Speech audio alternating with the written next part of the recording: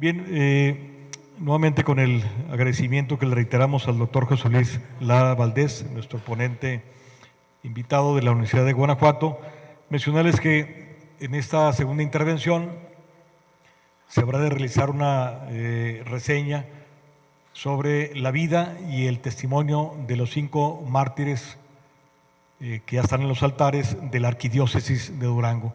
Comentarles que esta exposición estará a cargo del señor presbítero, licenciado en Historia de la Iglesia, Alejandro Bacio Longoria, y una rápida referencia biográfica sobre su persona, mencionarles que él es licenciado en Historia de la Iglesia por la Universidad Pontificia de México. Él es originario de Zainalto, Zacatecas, nace ahí en el año de 1982. Él fue vicario del Sagrario Metropolitano Catedral del año 2013 al año 2021, durante cerca de 9 años. Actualmente tiene algunas responsabilidades, son 4 responsabilidades. Él es párroco de Nuestra Señora del Rayo desde el año 2021 hasta esta fecha. Además, él es el titular del decanato de Nuestra Señora de Guadalupe, que tiene sede aquí en la capital, en la sede episcopal, y es también el encargado del archivo histórico de la Arquidiócesis de Durango, precisamente responsable del acopio de aquí de todo el material que está aquí en la librería de los Santos Mártires, aquí que ustedes tuvieron la oportunidad de ver, ahí hay reliquias también de los mártires, y además también es el responsable de la dimensión de arte sacro, que es esta dimensión de la arquidiócesis, que es la que está convocando precisamente a este seminario. Esa es parte, así muy breve, de la trayectoria biográfica de nuestro segundo ponente, el padre Alejandro Bacio Longoria. Recibámoslo con un aplauso, padre Bacio.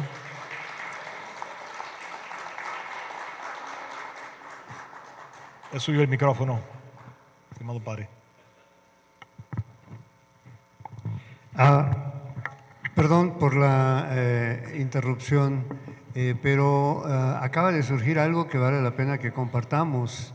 Nos dice la digna dama aquí enfrente que tiene mucha historia de sus padres y le estamos pidiendo que la escriba y le estamos diciendo que la escriba y les estoy insistiendo que la escriban, pero pues más bien lo que acaba de surgir es que la tecnología contemporánea nos permite dictarle a nuestro móvil, y ya se lo dije, ¿verdad? Póngase a platicar con su teléfono, active la función de grabar que está en todos los teléfonos, grábese todos sus recuerdos de sus papás, lo que le dijeron, lo que nos estuvo comentando, y ya luego que se pueda dar pausas, no tiene por qué hacer toda su historia de vida en una sola sesión, y ya luego le da la función de transcribir, que aquí mismo está, y se le va a generar el texto. Y ya luego que esté el texto, claro que tendrán que hacer una reescrituración, decía la profesora de La Paz. Decía, hay que reescribirlo para corregir el estilo y ya luego se puede mandar a imprimir.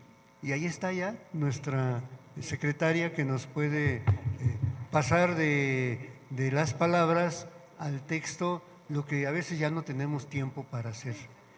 Tenía que compartirles esto, disculpen, padre, por favor. Al contrario, gracias. ¿Va a escribir usted también? Sí. Ah, sí. Gracias. Gracias. Qué bueno que nos hace esa observación, doctor, porque comentábamos en alguna ocasión que ya nuestros jóvenes e incluso nosotros vamos perdiendo poco a poco esa memoria. Si nos damos cuenta, ya la facilidad para realizar cosas va limitando nuestras capacidades de raciocinio, de reflexión. Antiguamente ya ven que hacíamos pues sumas, restas, multiplicaciones, memorizábamos pues conceptos, incluso pues grabábamos en nuestra memoria acontecimientos. Y ahora ya con la tecnología, que es también un elemento útil, pues a nuestros jóvenes ya no memorizan, o ya no reflexionan, o ya no tienen ese pensamiento crítico que, como el doctor nos lo ha expuesto, pues uno de los frutos de este seminario sería eso: desarrollar ese deseo por leer, por investigar y por dejar huella, dejar memoria, para que así los que nos preceden, los que nos van a suceder, hijos, nietos, bisnietos, pues vean ahí: ay, mi abuelita estuvo allá en el 2026 en un seminario, o mi abuelito ahí estuvo y fue ponente. Salud. Porque yo siempre les pregunto así a los feligreses: ¿conocen el nombre de sus abuelos? Y ya después algunos dicen que sí. ¿Conocen el nombre de sus bisabuelos? ¿El nombre de sus tatarabuelos? Y así sucesivamente, si vamos recordando, pues, salvo algunas excepciones, algunas personas que han de tener su árbol genealógico. Y por ello, haciendo eco de esto, de los mártires, presentaré una semblanza algo breve sobre datos principales de los mártires, que ya ahí hay algunos en el museo, pero que también hay otros que es todavía digno de investigar. Comenzamos por San Luis Batis. San Luis Batis, que nació en Miguel Auza, Zacatecas, se llamaba antes San Miguel del Mezquital, hijo de Wenceslao Batis. Sobre el apellido Batis, es proveniente de España y originalmente venía con Z, pero por los escribanos o por los amanuenses, pues ya de Z pasó a S, pero su apellido original es Batis con Z. Hijo de Wenceslao Batis y de María de Jesús Sáenz. Es el quinto de 11 hermanos. Se llamaba José Luis Amado, ese es su nombre de pila. Nació un 13 de septiembre de 1870. Para que se ubiquen a los feligreses, les digo que el Día de los Niños Héroes, o ya la gente pues más cristiana, más católica, el día de San Juan Crisóstomo, ahí para memorizar. Tuvo 10 hermanos. Entre ellos destaca uno que se llamaba Jesús. Jesús le antecedía. Y Jesús y Luis hicieron un pacto. Jesús le dice a Luis: yo voy a trabajar para que tú te hagas sacerdote, y posteriormente, ya una vez que tú seas sacerdote, me vas a ayudar a mí. Y así sucedió. Jesús Batis se ordenó después sacerdote, después que su hermano Luis. Cuando San Luis es ordenado, inmediatamente es ordenado hacia 1894. Cuando es ordenado, es trasladado a San Juan de Guadalupe.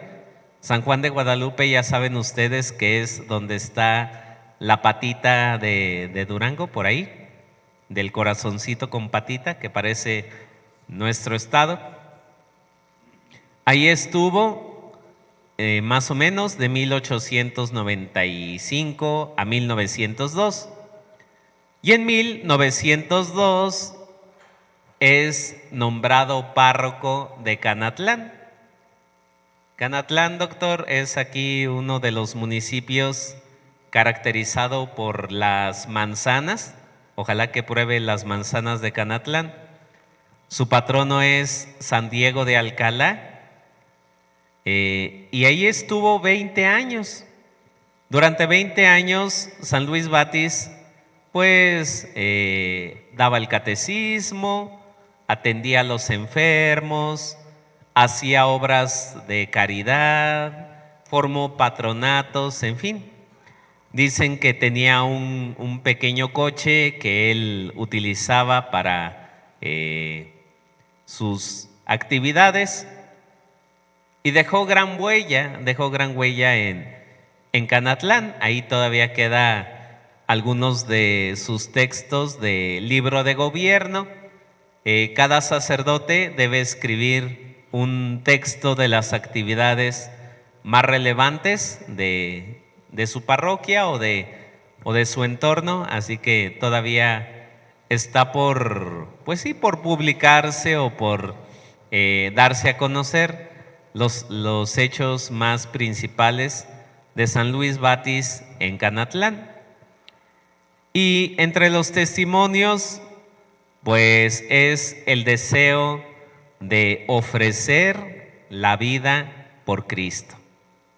Ofrecer la vida o el martirio no es algo circunstancial, no es que supongamos que ahorita llegase algún comando armado y aleatoriamente nos rafagueara sin necesidad.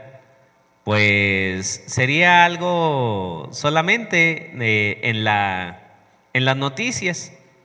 Pero si lo hacen por odio a la fe y si nosotros tenemos la oportunidad de precisamente renegar de la fe para salvar la vida y no lo hacemos, entonces somos calificados como mártires, ¿sí?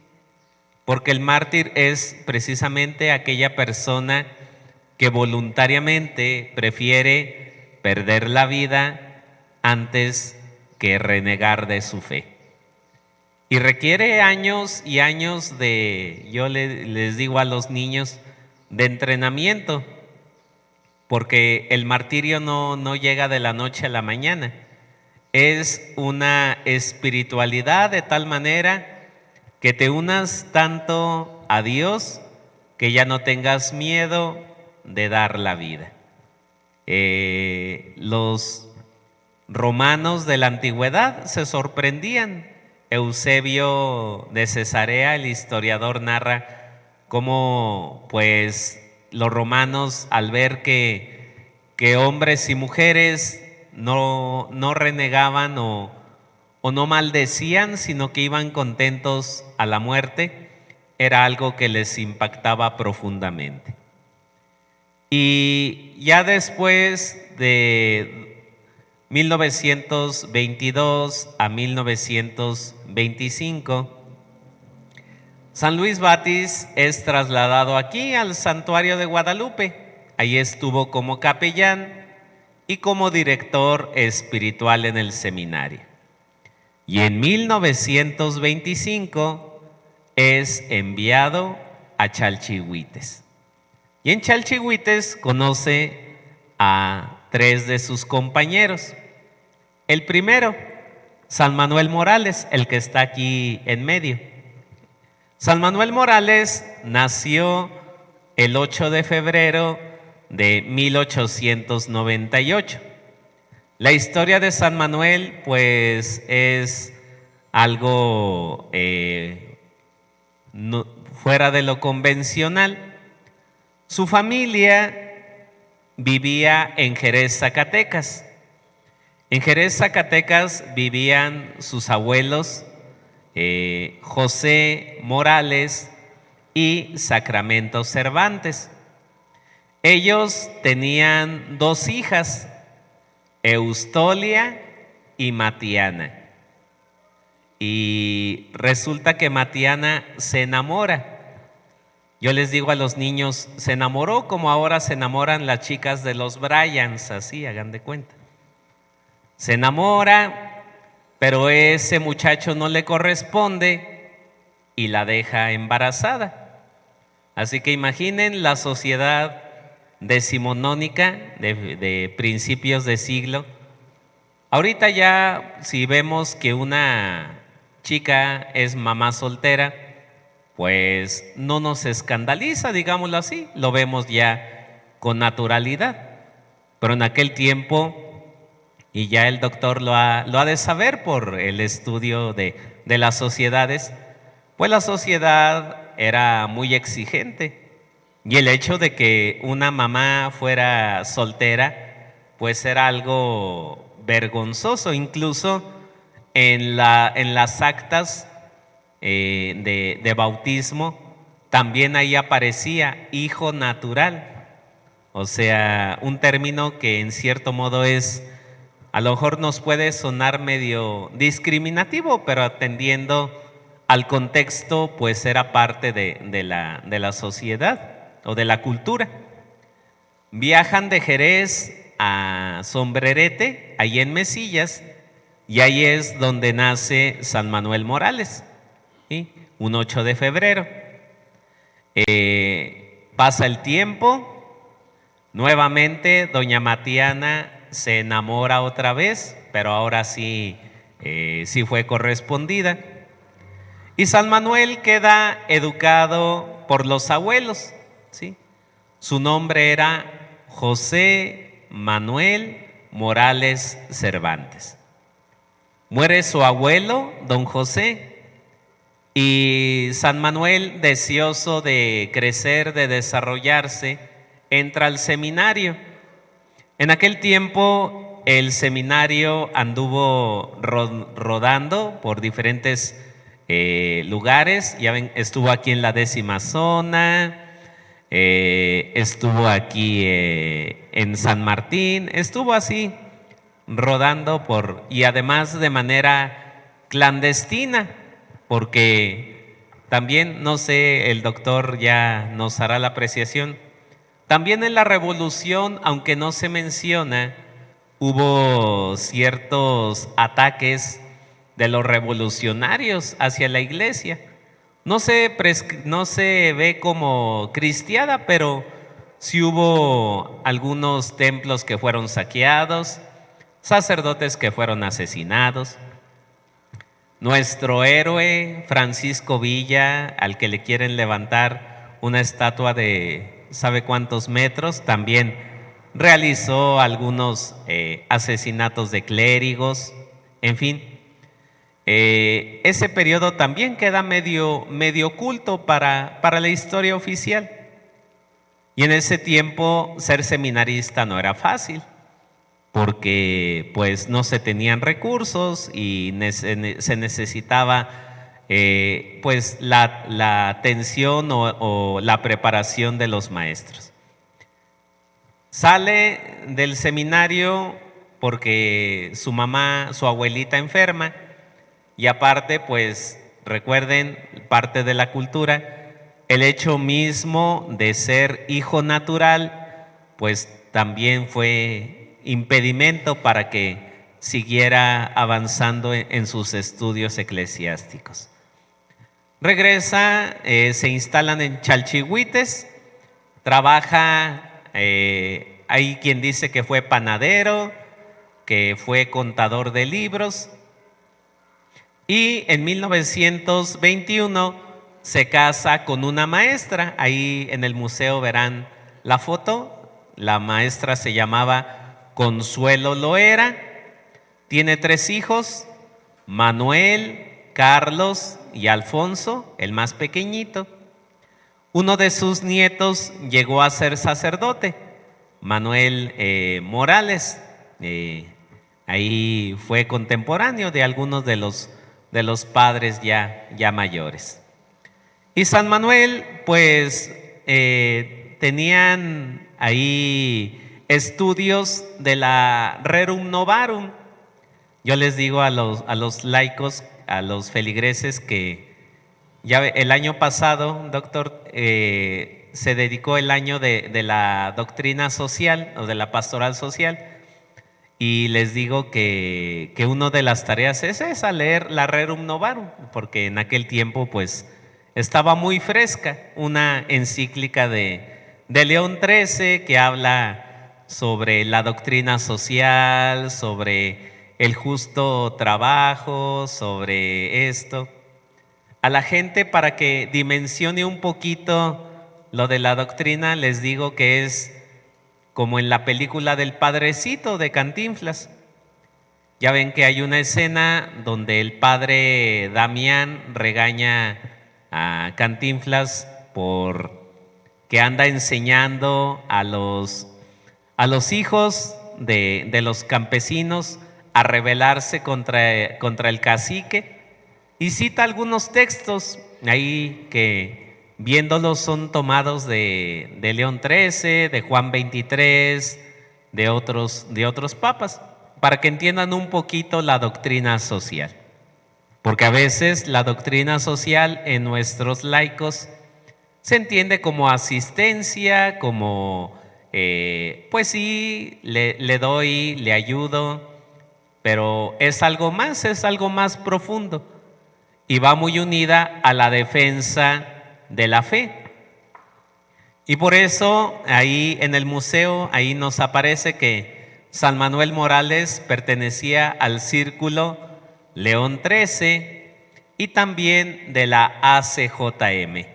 También en el museo tenemos una bandera de la Acción Católica Juvenil Mexicana, movimientos muy conocidos por nosotros, y a ellos pertenecían los dos primos, San Salvador Lara Puente y San David Roldán. ¿Quién les parece más joven, San Salvador o San David? David, ¿verdad? Ahí justamente sobre San David hay una controversia, porque algunos textos nos dicen que nació el 2 de marzo de 1907, pero otros textos dicen que nació el 2 de marzo de 1902. Así que habría que ver, ojalá que podamos ver su acta, su fe de bautismo original, para ver cuál es la fecha verdadera. San David, su papá se llamaba Pedro Roldán y su mamá Reinalda Lara. Y la mamá de San David era hermana del papá de San Salvador. El papá de San Salvador se llamaba José de Jesús Lara y su mamá Soledad Puente. Ayer una amiga de la señora Mercedes dijo que era de esa familia, que le habían puesto por ella, ¿verdad? Doña Sol Talemás o así. San Salvador nació un 13 de agosto de 1905. De él sí no hay dudas. Nada más la duda es si San David nació en 1907 o 1902. Y eran integrantes de la Acción Católica Mexicana. San Salvador era orador, declama, dicen los registros, que declama una poesía que se llama Marciano en el Circo Romano. Ahí búsquenla en YouTube, ahí para escucharla. Y San David trabajaba en una mina y su trabajo pues era tan bueno que se enamoró o tuvo noviazgo con la cuñada del dueño de la mina. El dueño de la mina era un alemán, se llamaba Gustavo Windel. Tenía una cuñada soltera y era novia de San David. Y en 1925 los tres San Manuel, San Salvador y San David conocen a San Luis Batis. Pasa el tiempo, escuchan que San Luis Batis dice: yo quiero dar mi vida por Cristo. Ellos también, algunos dicen yo también. San Manuel lo dice también, pero San Luis Batis le pide que reflexione porque tiene familia. Pasa lo que ya el doctor ha expuesto, la ley Calles. Y en un mitin el 30 de julio de 1926 son convocados alrededor de 600 personas en Chalchihuites. Y en Chalchihuites, ahí San Manuel Morales da un discurso. No ha quedado ahí registro, no hemos encontrado, ojalá se pueda encontrar el texto completo. Lo único que dice que no queremos atentar, o sea, es una postura pacífica, no quiere levantar en armas, pero quiere defender el derecho a la libertad, el derecho de la libertad de conciencia, de que se permita seguir practicando el culto. Y con un corazón henchido gritamos: viva Cristo Rey y viva Santa María de Guadalupe. Ese evento, el mitin, pues llega a oídos del gobierno, entre ellos a un general, Eulogio Ortiz, que aquí lo mencionaron. A ese general le decían el mata-amarrados, porque pues amarraba a sus prisioneros. Era un general muy sanguinario, muy cruel. Murió atropellado y después de una larga agonía. Y él mandó, o llegaron a él, pues el chisme de el presidente que se llamaba Donaciano, ¿sí? Dice los textos que el señor cura San Luis Batis le decía el buen chano, pero no era tan bueno, era chismoso. Le habló al general. El general manda a un teniente, Blas Maldonado, pues para que vaya, ya ven, para que vaya y investigue. Y ya una vez que llega Blas Maldonado, llegan directamente con San Luis Batis, llegan en la noche del 14 de agosto, lo llevan. A la mañana del 15 están ahí en una botica San Manuel, San Salvador y San David comentando el evento. Llegan también por ellos, los llevan y les dicen que, pues sí, los interrogan. ¿Para qué era ese mitin o con qué fin se reunieron? Digan si quieren hacer un complot contra el Supremo Gobierno. Ellos lo niegan, la gente se entera, se acerca para, pues, interceder por ellos. El teniente Blas les dice: solamente los vamos a llevar a hacerles unas preguntas y van a regresar. Los testigos cuentan cómo San Manuel se despide con lágrimas de sus 3 hijos, San David de su novia, San Salvador de su mamá. Y cuando llevan a San Luis Batis, la gente le dice: señor cura, no nos olvide. Y él les responde: ¿cómo los voy a olvidar si son mis hijos? Viajan, llegan ahí al puerto de Santa Teresa, ahí donde hoy se ubican los santos lugares. Bajan primero a San Luis Batis, a San Manuel Morales. Les dicen: digan que obedecen al Supremo Gobierno.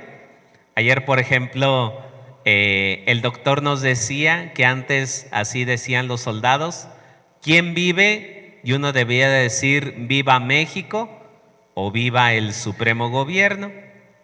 y ellos se niegan rotundamente, San Luis Batis intercede por San Manuel Morales y él dice esa frase, yo no se preocupe, yo muero, pero Dios no muere, Él cuidará de mi familia y de mis hijos. Y ante la negativa son fusilados el 15 de agosto de 1926. Y San Luis, San David y San Salvador inmediatamente también son bajados, se les hace la misma propuesta, no quieren acatar o la presión del gobierno y también son fusilados esa misma fecha.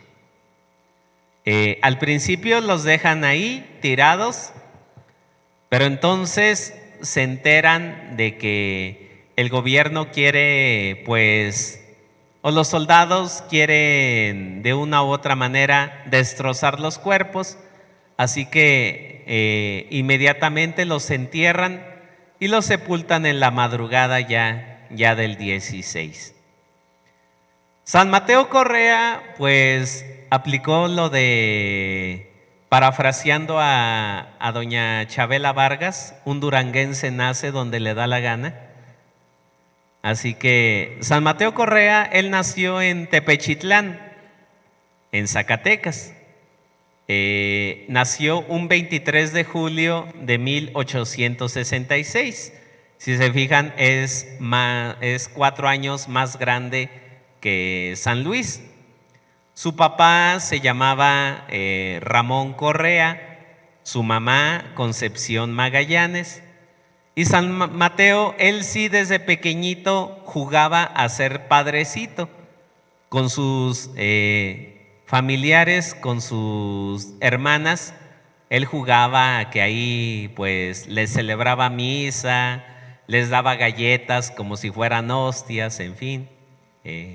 Ya ven que antes nuestros niños a veces así jugaban a ser padrecitos. Y él era pobre. Cuando intenta ingresar al seminario, pues ingresa pero como portero, ¿sí? Porque no tenía suficiente recurso. Pero va trabajando y está de oyente. Ya después, al ver el entusiasmo, pues lo admiten. Es ordenado más o menos también casi entre 1893-94, cerca de la fecha que San Luis Batis. Estuvo de párroco en Valparaíso, en Concepción del Oro, en algunas otras parroquias de Zacatecas. Y resulta que cuando se desata la persecución, él estaba escondido, ahí cerca de Fresnillo. Pero se ofreció que fuera a ungir a un enfermo, lo llevan, van por él y va disfrazado. Pero en el camino se encuentra a un grupo de soldados y un ranchero, un agrarista o alguien lo reconoce, ¿sí? Dice, este es el padrecito. Ahí lo capturan y de Fresnillo se lo traen acá a Durango, porque acá en Durango estaba don Eulogio. Por eso es por lo que aquí quedó. Si lo hubieran ahí fusilado en Fresnillo, pues nada más tendríamos a los 4 de Chalchihuites. Pero a San Mateo se lo traen para acá. Estuvo varios días preso. Al principio los testimonios es que los presos le hacían bullying, lo maltrataban, se burlaban, pero él con mansedumbre lo sobrellevó todo. Ya al poco tiempo él mismo les compartía de lo que la gente le llevaba y finalmente hasta los puso a rezar, es decir, San Mateo con su sola mansedumbre fue doblegando a esos rudos presos y transformó el ambiente ahí carcelario en un ambiente de paz. Y días antes el 5 o 6 de febrero de 1927, el general le dice que confiese a unos presos, los confiesa y luego le dice, ahora dígame qué fue lo que le dijeron.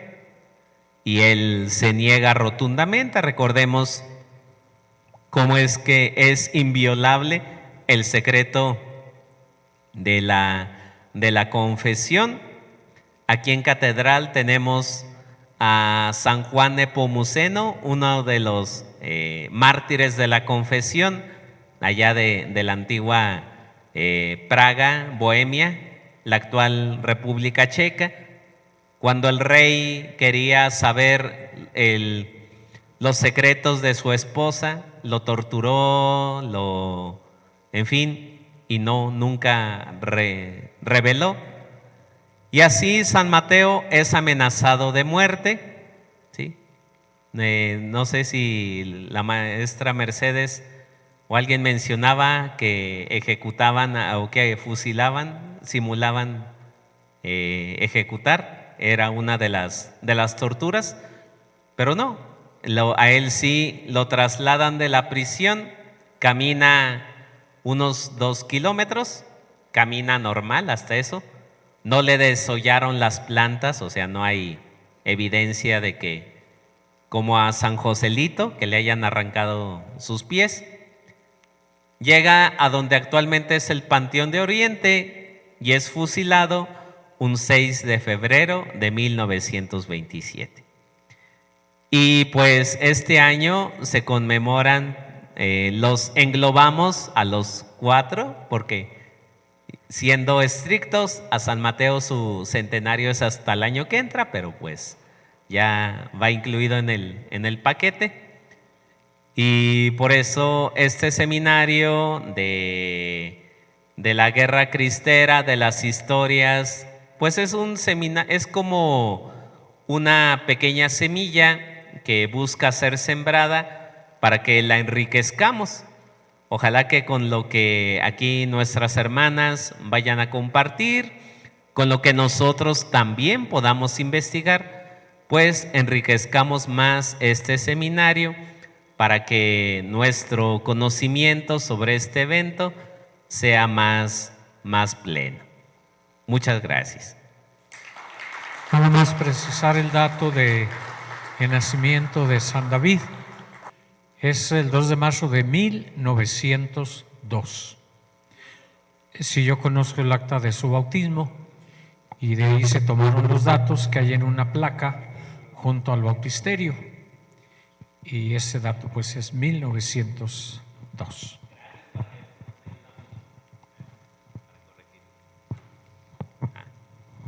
Muchas gracias.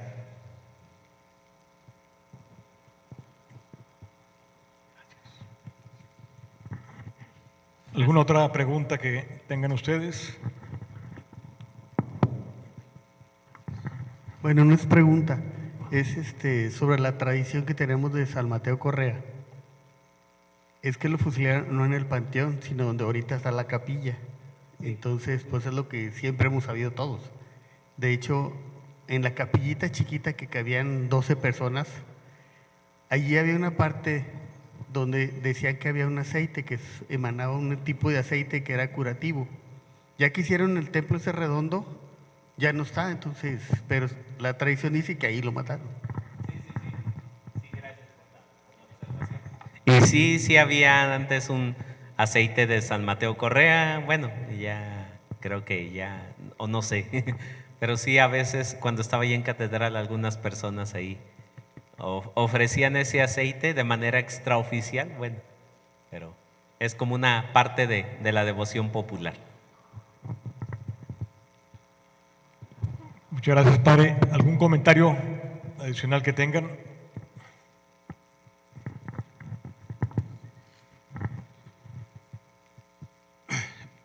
Bueno, también yo creo que tenemos muchos mártires que, igual que nuestros santos mártires, pues están gozando de Dios en el cielo, que son santos. Y me voy a referir a uno que, aunque no tuvo un martirio cruento como los santos mártires, pero fue nuestro ilustre y gran arzobispo que le tocó vivir esta etapa de nuestra historia, don José María. José María González y Valencia. Fue de los pocos obispos que no estuvo de acuerdo con los mentados arreglos o desarreglos, que apoyó de principio a fin en la primera y en la segunda cristiada el movimiento. Por cierto, muy amigo de don Jesús Sancerrada, también de mi abuelo. Sí. Entonces, ¿qué nos puede comentar? ¿Qué papel jugó el señor arzobispo dentro del, no nada más aquí en su diócesis, en su arquidiócesis, sino a nivel nacional, con la comisión episcopal? Creo que en aquel tiempo todavía no existía como tal, pero pues fue desterrado junto con el arzobispo de Guadalajara y pues sufrió una persecución de alguna manera y fue de los pocos obispos que no abandonó a su grey, a sus ovejas. Fue un verdadero obispo con olor a ovejas. Entonces, Bueno, ahorita a sus correos, igual también ya aquí al seminario, estamos elaborando precisamente folletos sobre la vida de ellos, entre ellos de don José María, y ahorita ahí ya se lo mandé al doctor y al grupo, ya él se los hará llegar a ustedes. Y sobre todo, pues eso de que fue uno de los obispos, es primo de San Rafael González y Valencia, el santo, San Rafael Guízar, perdón, gracias, San Rafael Guízar, el santo que ahí estuvo en Veracruz. Y pues eso de que su castigo, incluso ayer estaba aquí la maestra Betty, hoy no vino. Ella comentaba que gran parte de su penitencia era que atendía Durango a distancia, por lo mismo, porque le habían restringido el estar, que solamente venía, pero tenía que irse a su natal Michoacán, a su natal tierra. Es una teoría que se basa de que uno de los castigos por haber apoyado la guerra cristera, pues fue el que gobernara a distancia su arquidiócesis, por el hecho mismo de haber estado ahí. Pero ya ahorita el padre Cortés, Francisco Cortés, también uno de los historiadores de nuestra arquidiócesis, es el que elaboró ahorita el folleto que les he enviado. Bueno, si no hay más, me permiten, no se me vayan, aquí quédense sentaditos. Seguir recordando que tendremos la celebración eucarística de clausura del seminario, 2 de la tarde en la capilla del Santo Santiago Apóstol, y a las 3 de la tarde, después de la celebración, una comida para poder estar ahí cerrando de manera coloquial también el seminario. Están todos cordialmente invitados. Saldríamos de aquí más o menos entre 10 antes de la 1, entre 15 y 10 antes de la 1 para trasladarnos a Catedral, donde será el transporte para salir los que no tengan vehículo, para salir juntos hacia Santiago Bellacora. Entonces, pedirles ahí su paciencia. Sí, y pues, en unos 15 sí, minutos saldremos. Bueno, a reserva de ahorita la disponibilidad, el doctor me ha sugerido que hagamos entrega de algunas de las constancias. Los voy a mencionar. Tenemos alrededor de 40. Muy bien. María Constancia, Seminario de Cristeros en Durango.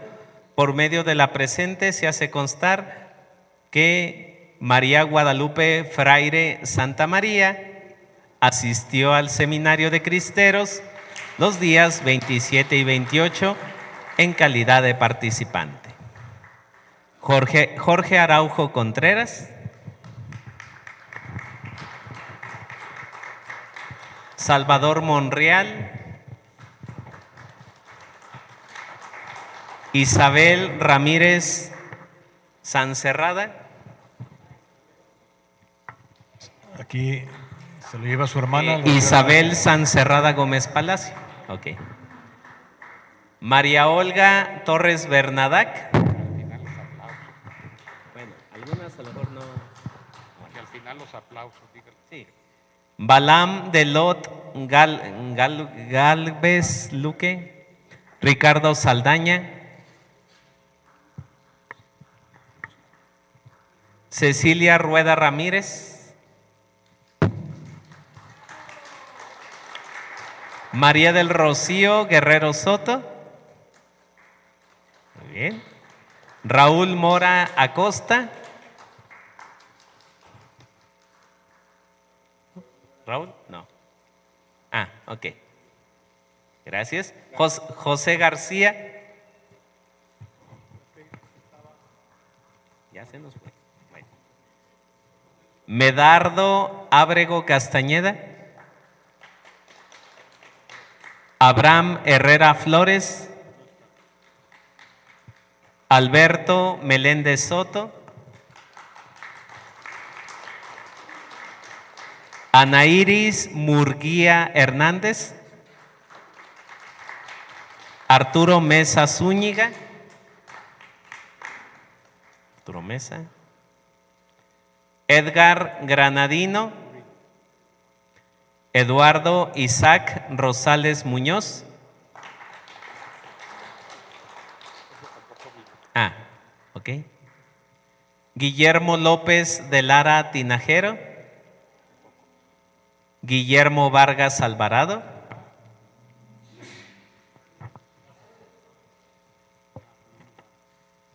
Héctor David Ochoa Arámbula.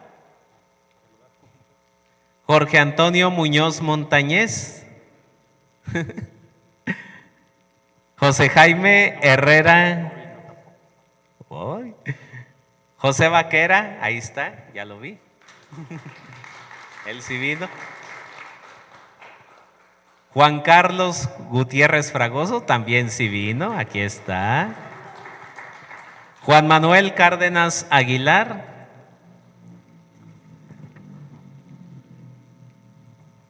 Luis Daniel Rubio Morales. ¿Ven, muchachos? Se anotaron y... Bueno, no crea. Marco Antonio Sandoval Lira.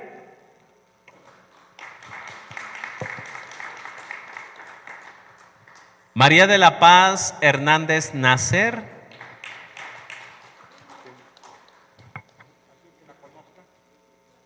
María de Lourdes Rodríguez Díaz.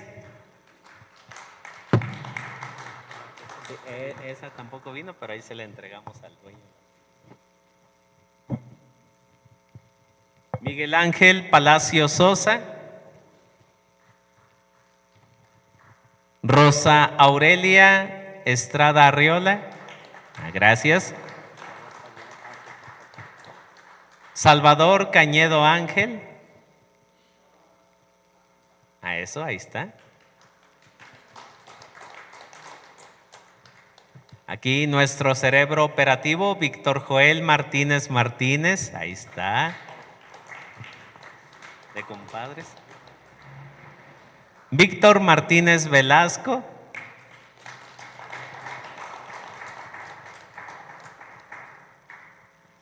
Virginia Isela Campillo Ruiz. ¿No? Pero se los vamos a hacer llegar, sí, no se preocupen. Sabemos que algunos ahí se los hacemos llegar a su... Ahorita que vengan los que me faltaron, porque Si al final pudiéramos levantar una lista. Lo que pasa es que se imprimieron hasta con el registro hasta el jueves en la tarde, por eso Ah, los sí. reconocimientos Sí, gracias. se imprimieron un día antes. Cristóbal Torres, ¿sí? Nuestro camarógrafo, aquí está. Originario Gracias, de Santiago. Cristóbal. Sí. Y también nos faltó precisamente el nieto de don Francisco Campos, don José Quirino Campos, Bueno. que también es originario de Santiago Bellacora y miembro de esta Sí, familia. ahorita se acercan porfa los que. Así es. Sí, Al final los apuntamos. al final. Muy bien. Ahora sí, por la otra indicación. Vamos a, ya se registraron aquí en la lista para no volverlos a registrar. Entonces, Al final precisamos los nombres de ellos precisamos los nombres. que faltan para hacerles su reconocimiento. Claro que Una sí. disculpa, por favor, pero ya se nos, pero se los hacemos llegar a la brevedad. Pues un aplauso a todos los que estuvieron desde el día de ayer con este agradecimiento por su permanencia y pues si les parece bien en unos 3 o 4 minutos salimos caminando o ya salimos a la catedral donde estará el camión que nos habrá de trasladar a la comunidad de Santiago Bellacora.